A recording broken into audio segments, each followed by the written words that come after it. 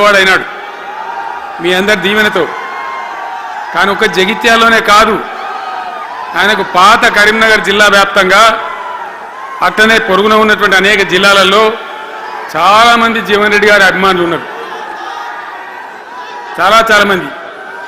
మీరు లొల్లి పెట్టకుండి, మీ ఫోటోలే బయటికి పోతున్నాయి. అది లైవ్ టెలికాస్ట్ ఉంది, దానిలో మీ బొమ్మలు టీవీలో కనబడుతున్నాయి మీ ఇంటికాడ. లొల్లి పెట్టకుంది సెట్ అయిందా?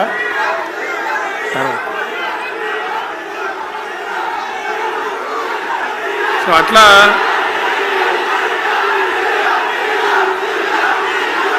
ప్లీజ్ ప్లీజ్ ప్లీజ్ ప్లీజ్ చాలా విషయాలలో ఆయన ఎంతో మందికి ఆదర్శంగా నిలిచినాడు, పనిచేసినాడు. ఈ ప్రాంతం గురించి తన ప్రాణం పెట్టి పనిచేసినాడు.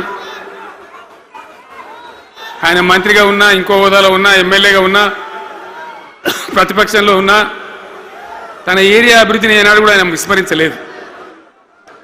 లేకపోతే అన్ని పర్యాయాలు మీరు ఎందుకు గెలిపించారు, ఎందుకంత గుండెల్లో పెట్టుకున్నారు? నేను ముఖ్యమంత్రి అయినా వారు ప్రజాప్రతినిధిగా కరీంనగర్లో జరిగినటువంటి సభకు వచ్చింది. అందరూ మాట్లాడిన చాలామంది, తాను మాట్లాడుతూ ఒకటే మాట కోరిండు. అయ్యాక బోర్నపల్లి అనే కాడ గోదావరి మీద ఒక బ్రిడ్జ్ అవసరం మాకు, అది కంపల్సరీ కావాలి అంటే నేను ఇక ఓదాలు బిదాలని మర్చిపోయి ఏంది జీవన్న మళ్ళీ చెప్పండి అని చెప్పిండు ఆయన. వెంటనే అక్కడి నుంచి ఆదేశాలు ఇచ్చి 70-80 కోట్ల రూపాయలు మంజూరు చేసి ఆ బ్రిడ్జి అప్పుడు కట్టించినాం. తన యొక్క నియోజకవర్గం పట్ల, తన ఏరియా పట్ల, తన పరిసర ప్రాంతాల ప్రజల పట్ల ఆయన కనపరిచిన ప్రేమ అదంతా కూడా చాలా అద్భుతం. అందుకే ఆయనకు అంత మంచి పేరు కూడా ఉంది. అది నాకంటే మీకందరికి బాగా తెలుసు. ఈ మధ్య వీళ్ళందరూ తయారైంది కదా, ఎవరు అంటే సర్వేలు చేసి ఇస్తారు. జీవన్ రెడ్డి గారు బీఆర్ఎస్లో చేరితే ఎట్లా ఉంటుంది ఏం కథ అని ఒక 2-3 వచ్చి సర్వేలు చేసింది. మీ నియోజకవర్గం కాదు, మీ నియోజకవర్గంలో ఆడం బాంబే పేలిపోయింది, దానిలో మాటనే లేదు. అసలు జగిత్యాల నియోజకవర్గం గురించి చర్చ లేదు.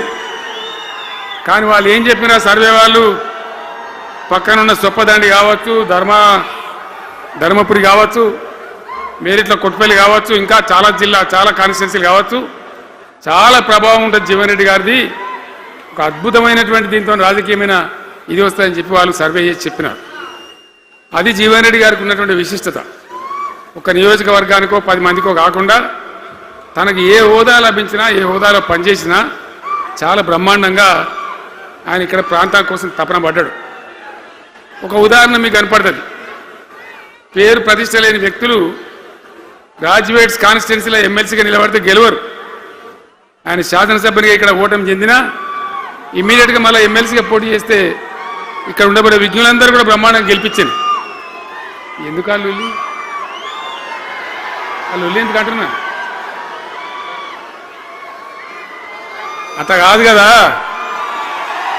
ఇక్కడ నేను మొత్తుకుంటున్నా, అక్కడ నువ్వు మొత్తుకుంటున్నావు, అర్థమవుతుందా?